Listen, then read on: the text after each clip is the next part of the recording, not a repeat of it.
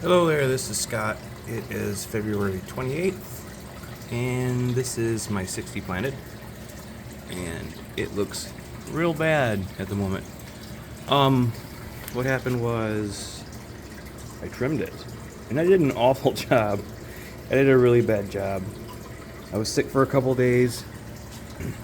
For some reason, I thought it would be a good idea to come on here and trim my aquarium while I literally had a fever. And it wasn't a good idea. As you can see, I just turned the light on, so the Kogarami back there is wondering what is going on. Who interrupted my nightly stroll? So what happened was a terrible pruning. Instead of a fever dream, I did a fever prune, I guess.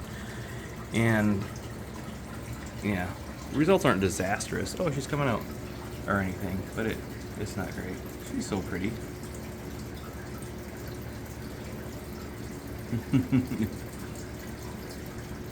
Very camera shy.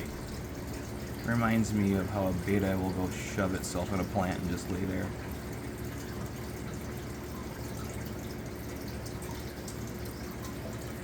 So I'm gonna go over a little bit of what I think went wrong, why I think it looks like garbage. What I'm trying to accomplish with this is Dutch scape inspired. So I'm not so much trying to abide by the very strict rules of a Dutch scape, but I also want to capture that look a little bit without having to go overboard.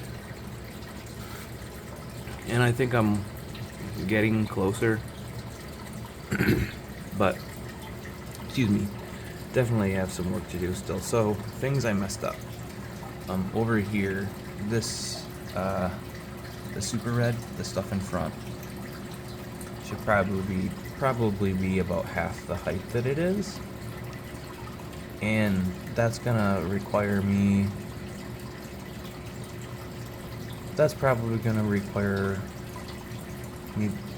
uprooting it and then planting the trimmings again, because you can see it's getting long and spindly, and that's kind of what happens when you let plants get too tall, is that they will bush out eventually, but they're going to get tall before they do that.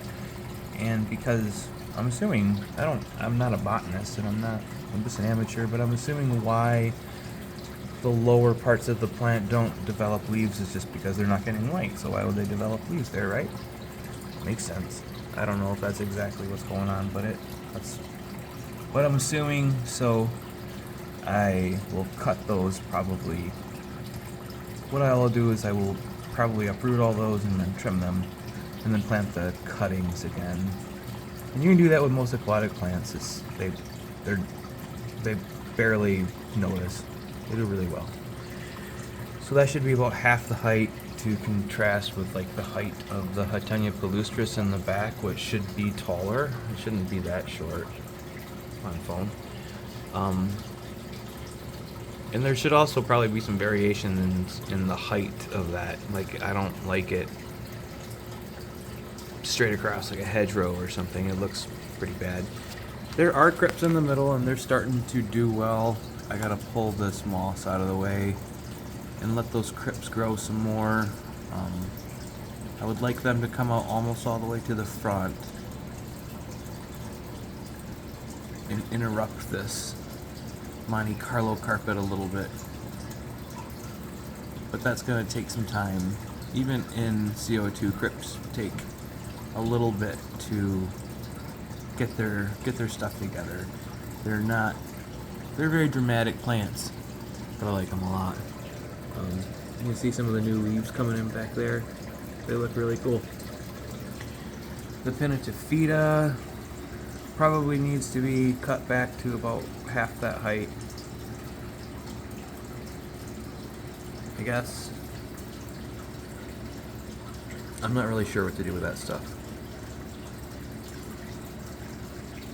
I'm always open to criticism and input too. If anybody has a better idea than me and they know what they're doing, feel free to let me know. Give me the business. The Rotella back there needs to be taller. I cut it short on purpose, so that's not bad. I'll probably do that again, just because I don't want to run into the same problem I have over here with Super Red. But I do want that taller eventually. The carpet is doing very well. Almost too well. I'm going to have to start taking big chunks out here pretty soon, or it's going to overtake the tank. But my experience with Monte Carlo so far has been that it is also very dramatic. It's very much like a crypt. But then once it takes root, literally, it just goes crazy in CO2 environment like this. Oh, wow.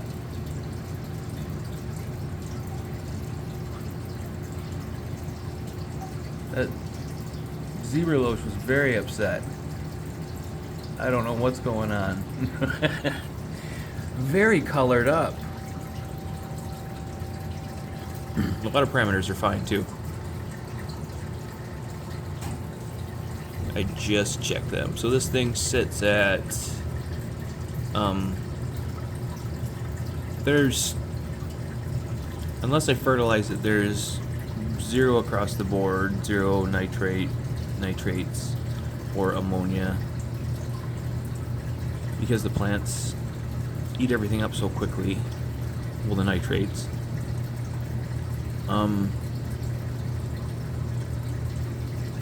And as far as, I don't know what the GH of this tank is. It's low, near 0, like 1 or 2. The KH is around 4. And pH sits anywhere from 6.5 to 7.2.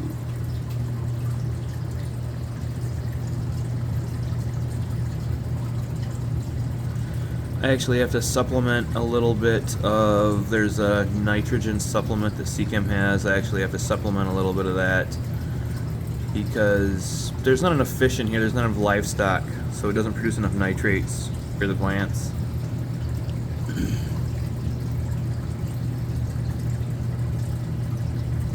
It now has a FX4 on it, and it also has about 9 watts of UV. That has changed. There's no longer a hang on the back. So that's nice. I guess I can get a, looks really cool from up above. Ooh. Alright, enough of this nonsense. So it's February 28th, 2024. Take care of yourself. Bye.